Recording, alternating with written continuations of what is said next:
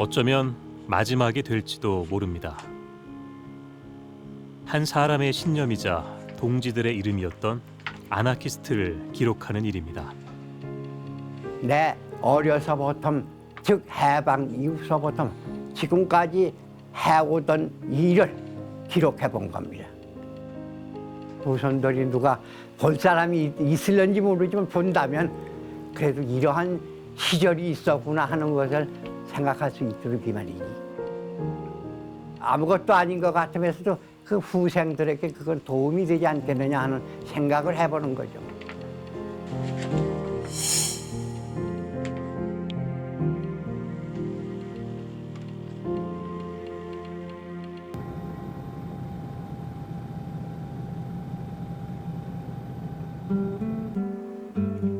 서울 종로에 있는 국민문화연구소. 1947년 문을 열 때부터 지금까지 이문창 회장이 몸담아온 곳입니다.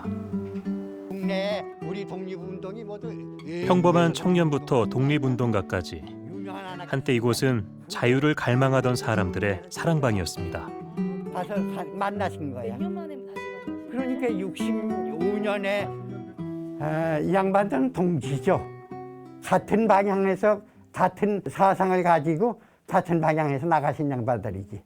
이분들이야말로 우리 국민문화연구소의 기본 방향을 이분들의 정신을 이어받으려고 만들어진 단체라고요. 이문창 선생과 그의 동지들이 닮길 원했던 사람들. 그들은 충북 출신의 신채호, 류자명과 같은 아나키스트 독립운동가였습니다. 그런 마음으로 국민문화연구소를 세운 아나키스트 독립운동가 이정규. 이문창 선생은 그를 만나며 인생에서 가장 큰 변곡점을 맞이했습니다. 그의 스승 아나키스트들이 늘 말했던 강권 없는 세상. 그것은 일제 강점기를 겪었던 이문창이 간절히 바라던 것이었습니다. 아름드리 느릅나무가 감싸고 있어 느릅실이라 불리는 동네는 이문창 선생의 고향입니다.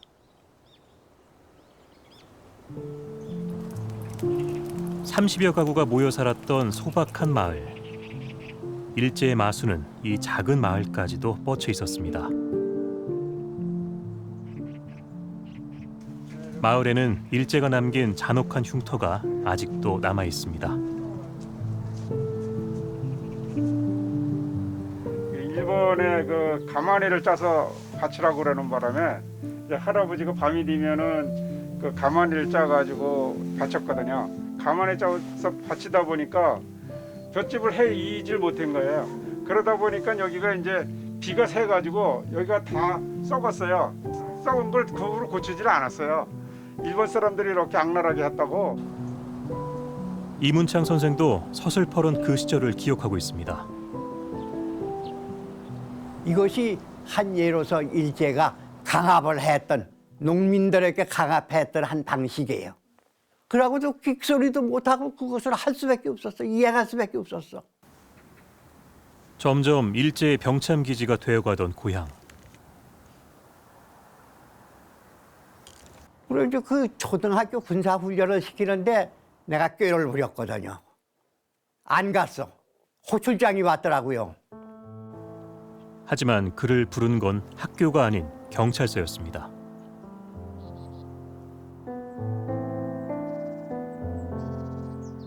마룻바닥에 물벌 꿇기는 거야. 나만 꿇기는 게 아니라 아버지를 꿇기는 거예요. 그래 아들 앞에서 아버지가 무릎을 꿇려 그런 수모를 당해야 하는 그때 어린 내 가슴에 아버지에게 내가 죄를 졌구나 하는 생각을 할 수밖에 없잖아요. 그런 수모를 당하고 그런 곤욕을 당하는 일제 시대 때의 기억이 내 일생 가슴에 맺혀 있습니다. 해를 거듭할수록 짙어져간 일제의 그늘. 평생 빛이 스며들지 않을 것 같던 긴 어둠의 시간을 지나 그토록 바라던 그날이 밝았습니다. 하지만 우리가 원했던 모습과 사뭇 달랐습니다. 해방된 조선의 앞날은 미국과 소련의 공동위원회를 통해 논의됐습니다. 그 결과 4개의 강대국이 최대 5년간 조선을 위임 통치하는 이른바 신탁통치 협의안이 도출됐습니다.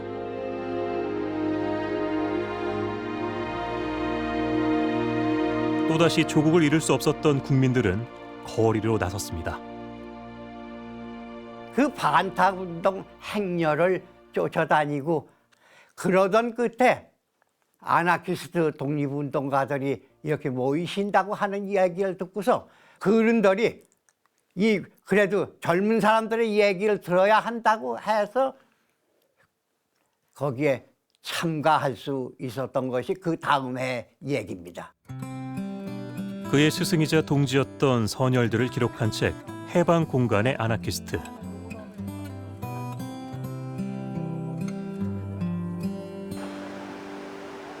이 책엔 청년 이문창이 그들과 처음 마주했던 그날의 이야기가 적혀 있습니다. 작은 적산가옥에선 스스로 이름 없이 살길 원했던 사람들이 모여 조국의 앞날을 걱정하고 있었습니다. 이가훈 선생, 이규창 선생 이런 양반들이 또 우관 형 선생, 회관 선생 이 양반들이 모두 거기에 낮이면 모이셨다고요. 무명회라고 하는 얘기는 이름 없는 사람들의 모임이다.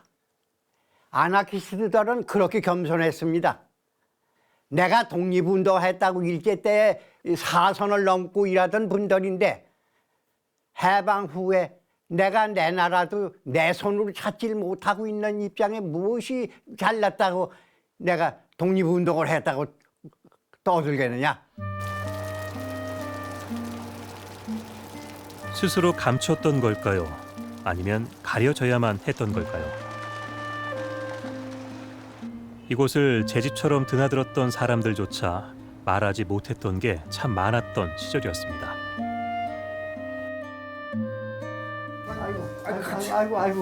아이고 우리 어머장님. 그래, 어머장님 그래. 아이고. 뜨거운 물 하나 될까요? 수고하셨어. 그래.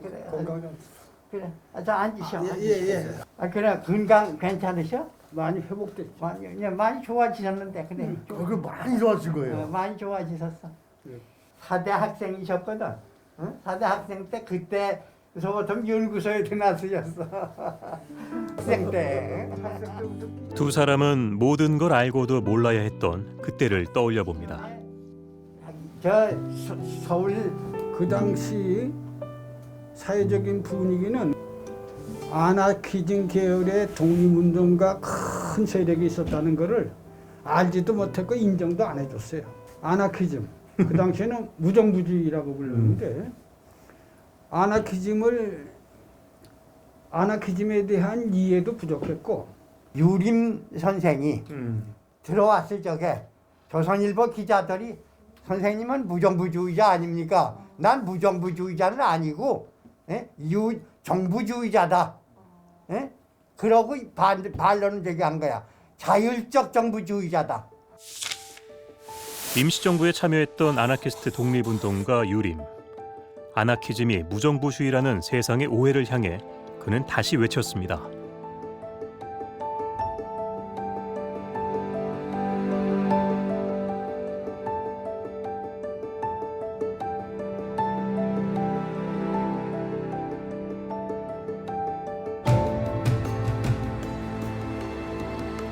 중국 북경 1920년대 이곳엔 일제라는 강권에 짓눌려 조국의 자유를 찾는 이들이 있었습니다. 독립운동가들은 3.1운동 이후 보다 적극적인 항일 투쟁 방법을 모색했습니다.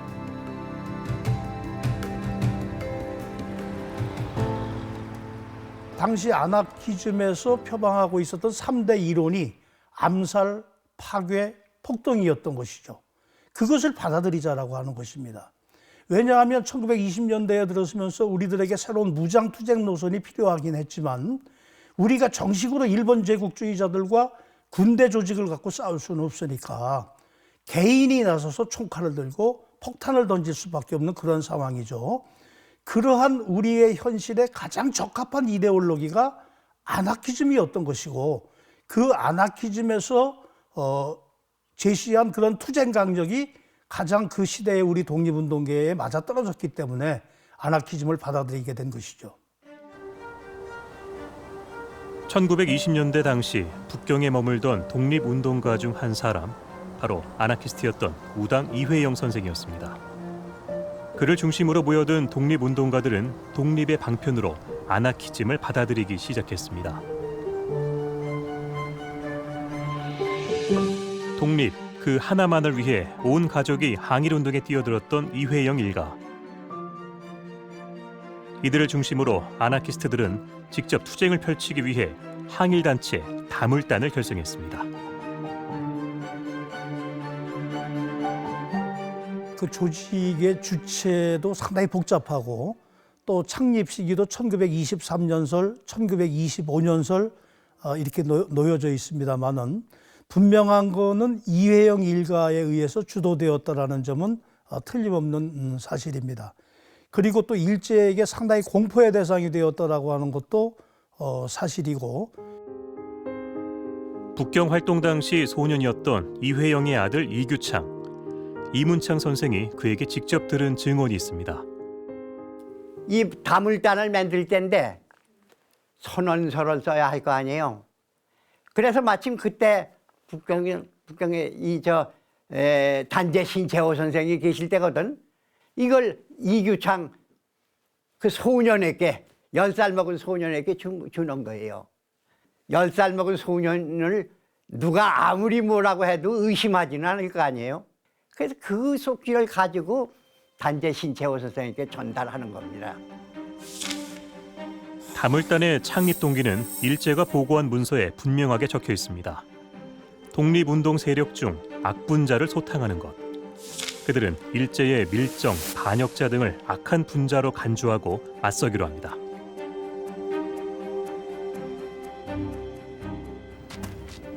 그들은 은밀하고 치밀하게 악분자를 물색하기 시작했습니다. 그 시야에 들어온 사람은 김달하, 일제 고급 밀정으로 알려진 조선인이었습니다.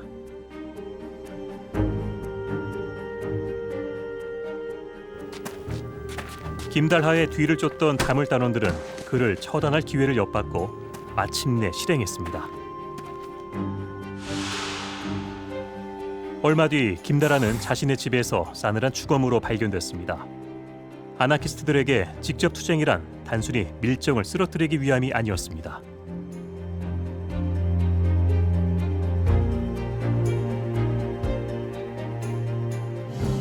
빼앗긴 것을 되빼앗는다.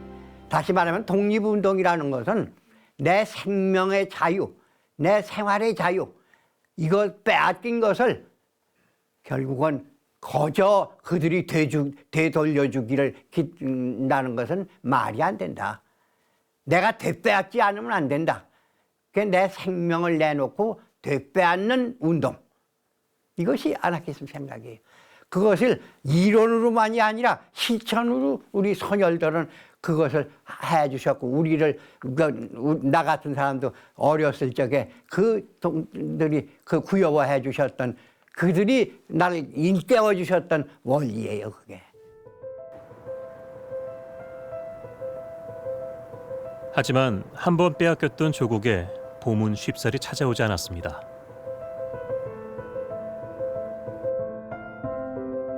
일본이 물러간 자리에 미군정이 들어섰습니다. 식민지에서의 권력을 계속해서 누리려던 일본인도 남아 있었습니다.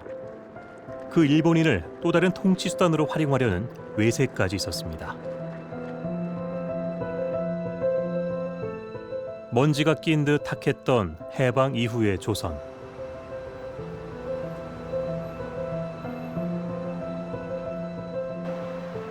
조선 총독부와 인접했던 이곳. 해방 후 어느 날 이곳에서 날카로운 총성이 울려 퍼졌습니다. 그날 사건의 경위는 자유신문을 통해 살펴볼 수 있습니다. 총에 맞은 사람은 사이가 시치로 종로 경찰서에서 일했던 일제 경찰이었습니다. 그가 서울 한복판에서 누군가의 총격으로 인해 목숨을 잃은 겁니다. 그날의 진실을 추적하고자 아나키즘과 독립운동을 연구한 두 전문가가 사건 현장을 찾았습니다. 아마 이 근처가 당시 일제시대 때 아주 악명 높았던 형사 사회가 시지로가 살던 집이 요 뒤 어딜 겁니다, 아마요. 그렇죠?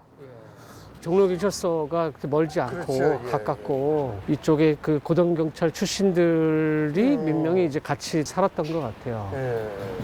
그 사이가 시치로가 경찰 중에서 일본 경찰 중에서 상당히 악명 높은 사람의 대표적인 사람인데 이 양반이 이제 20년대 후반부터 저 경찰에 입문한 다음에 특히 저기 의열단 사건을 주로 이 사람이 주로 담당을 했다고 그래요. 아주 고문 기술이 악명 높았던 그런 사람의 대표적인 사람입니다. 해방 후에도 고국으로 돌아가지 않았던 일제의 경찰. 그렇다면 그에게 총을 겨눈 건 누구였던 걸까요? 그 기자가 11월 1일까지 그대로 있었어요. 응? 그대로 있으면서 슬금슬금 다니면서 독립운동 위협도 하고 별짓을 다 하고 다녔어. 그를 처단해야 되겠다고 해가지고 지강 김성수, 소산 이규창, 그리고 공형기, 그리고 차리혁 운동가들 사이에는 봐서 다 알았죠. 그 네 분이 모여가지고 사이가가 살던 집을 쳐들어가서 그를 꼬여 나가서 쏴서 죽인 거죠. 그로부터 약 20년 뒤 한 남성이 그 사건에 대해 입을 열었습니다. 그의 이름은 지강 김성수.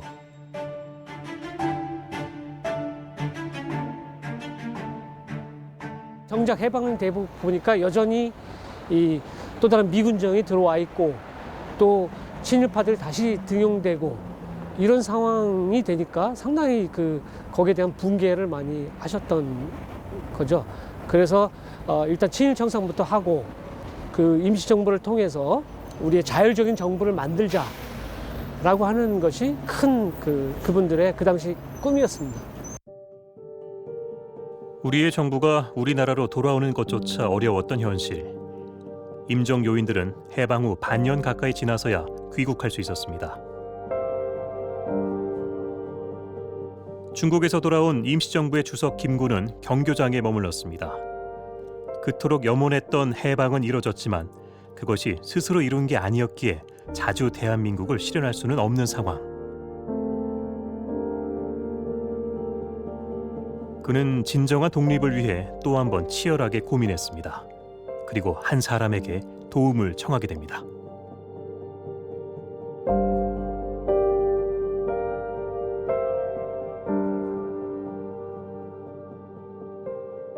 미국과 소련이 한반도를 갖다가 이렇게 하고 있는 판에 우리 혁명 세력을 어떻게 결집시키겠느냐 하는 얘기를 할 적에 유해 보호한 활동을 통해서만 해서 비로소 우리 의지를 민족 의지를 결집시킬 자주 독립의 의지를 결집시킬 수 있다고 하는데 막 무건의 합의가 되죠. 독립을 위해 기꺼이 한 몸을 바쳤던 애국지사들. 하지만 그들의 육신은 죽어서까지도 조국으로 돌아오지 못하고 있었습니다. 김구와 아나키스트 독립운동가들은 그들을 데려오기로 결심했습니다. 일제 관료를 향해 당당히 폭탄을 던졌던 한인 애국단의 이봉창과 윤봉길. 그리고 또 다른 주인공은 아나키스트 독립운동가 백정기였습니다. 백정기와 윤봉길, 같은 시대 활동했던 두 사람 사이엔 기구한 사연이 숨겨져 있습니다. 상해 침공과 천황의 생일을 축하하기 위해 일본 고관들이 기념식을 열었던 1932년 4월 29일 홍구공원. 이날 한 청년이 이들을 향해 폭탄을 던졌습니다. 윤봉길 의거라 불리는 이 사건.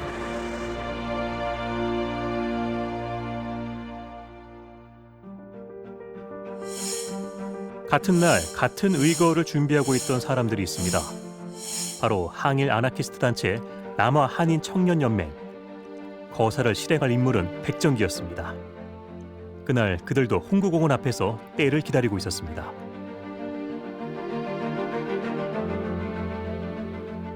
그러나 기념식 입장권을 구해오기로 했던 왕하초는 현장에 나타나지 않았습니다. 결국 백정기의 의거는 수포로 돌아갔습니다.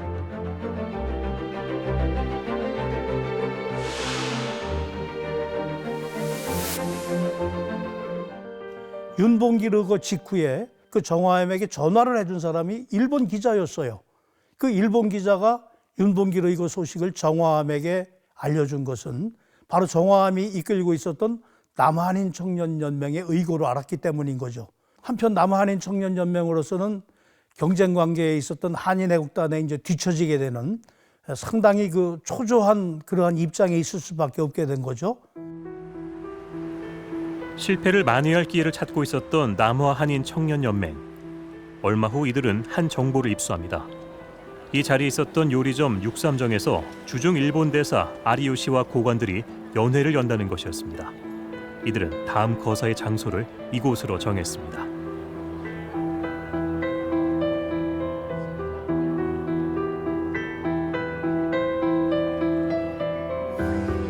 그리고 가장 중요한 실행자를 논의했습니다. 연맹원들은 너나 할 것 없이 자원했습니다.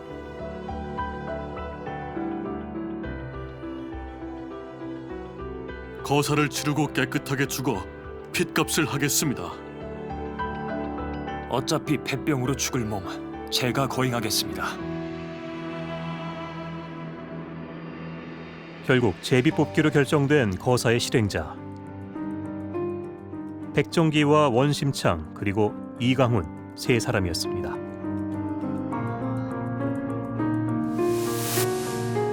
하지만 이들의 계획은 결국 실패로 돌아갔습니다. 밀정을 통해 보고받은 일경이 동선부터 사용할 무기까지 미리 알고 있었던 겁니다.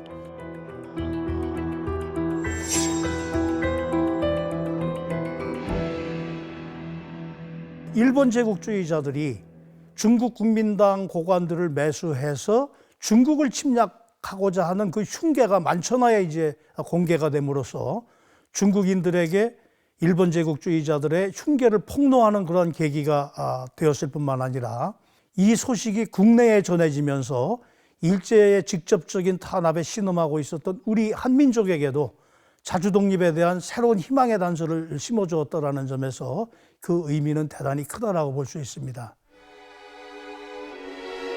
이 사건으로 무기징역을 선고받은 백정기는 결국 옥에서 죽음을 맞이했습니다.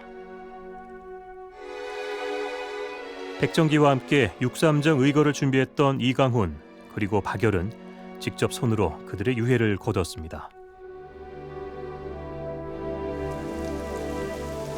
그리고 마침내 하늘도 슬픈 비를 절규하듯 쏟아내던 날, 그들이 조국의 품으로 돌아왔습니다. 이날을 위해 열심히 달렸고 함께 눈물을 흘렸던 한 청춘. 그 활동을 실제 효창원에 을 증하는 거라든지 묘지를 어디로 할 것이냐 하는 문제를 하는 거라든지 의전을 어떻게 할 거라든지 이런 거 짠 것은 무명회가 했어요. 그때 나도 어린 적이지만 심부름은 하고 다녔죠. 그 심부름도 하고 다니면서 열심도 하고 또 그걸 그 운동의 의미를 선전하고 다녔어. 남대문 시장이다 뭐 이런 데 쫓아다니면서 이런 3.14 봉장 운동이 이러한 우리 독립운동에 제일 먼저 해야 할 일이다 이라고 외치고 다니기도 했던 거죠.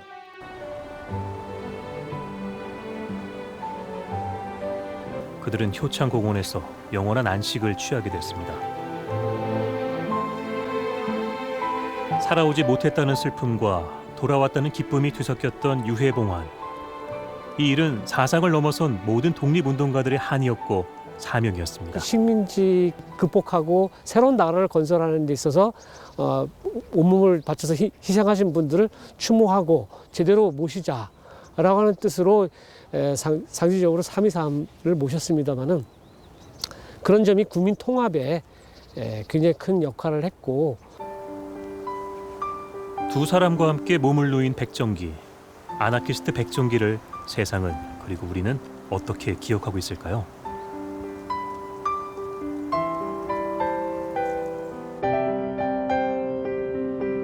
그 이름을 낯설지 않게 여기는 한 사람이 있습니다.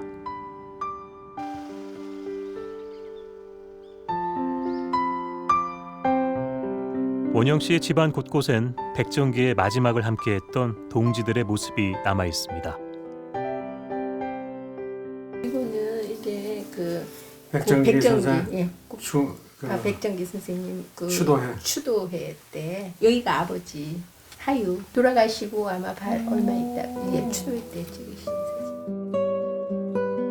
그녀의 아버지는 남어 한인 청년 연맹으로 활동했던 아나키스트 독립운동가 이종봉. 하지만 해방 얼마 후 그는 어린 딸만 남겨놓은 채 세상을 떠났습니다. 그녀에게 또 다른 부모가 되어준 건 독립운동가 이정규. 그의 손에서 자라며 들었던 할아버지의 한마디를 아직도 기억하고 있습니다. 내가 이 나라의 지식인으로서 이 나라의 주인인데 누구한테 뭐 그거 칭찬을 받고 이러려고 한 것도 아니고 독립운동을 뭐 상 받거나 이러기 위해서 한 건 아니다. 민족의 꽃 같은 앞날을 위해 헌신했던 청춘들. 이원영 씨는 그 청춘 중 하나였던 자신의 아버지를 기록하고 있습니다. 시간 앞에 차차 흐려졌던 그 이름 석자를 세상으로 꺼내는 겁니다. 실제로는 저희 아버지뿐만 아니라 더 많이 활동을 이제 중국에서 아나키즘 운동도 하시고 독립운동도 하셨는데 조명되지 않고 그냥 쓰러져 가신 많은 그 동지분들이 참 많으시거든요. 그래서 그분들도 조명이 되고 그랬으면 좋겠다는 생각으로 그래도 지금이라도 하는 게 낫겠다는 생각이 들어서 하고 있는 겁니다. 한 사람을 평생 꿈꾸게 해준 이름 아나키스트.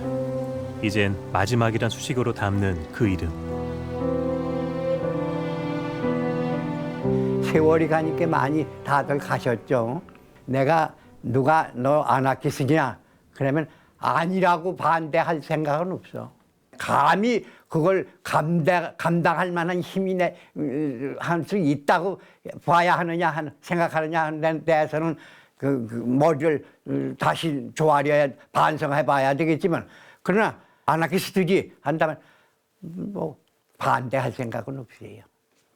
그분들의 생각을 그래도 내가 한 모퉁이라도 알고서 발전시켜 보려고 했다는 거. 그것이 나에게 끔찍하고 고마웠고 감히 거기에 머리를 숙였던 거죠. 진정한 자유를 위해 누구보다 치열하게 살았던 그들. 결코 지워져서는 안 될 그 이름은 아나키스트입니다. 아나키스트 독립운동가들의 모든 데이터베이스가 없다고 보는 게 낫죠. 600분 이상이 남는데 그분들이 거의 다 주목을 못 받고 알려지지도 않고 거의 아무도 모르고 있어요. 아나키스트들의 그 독립운동을 했을 당시의 그 생각, 그들의 행적 이런 것들을 긍정적으로 보고 이런 방송이 계기가 되었으면 하는 바람입니다. KBS 한국방송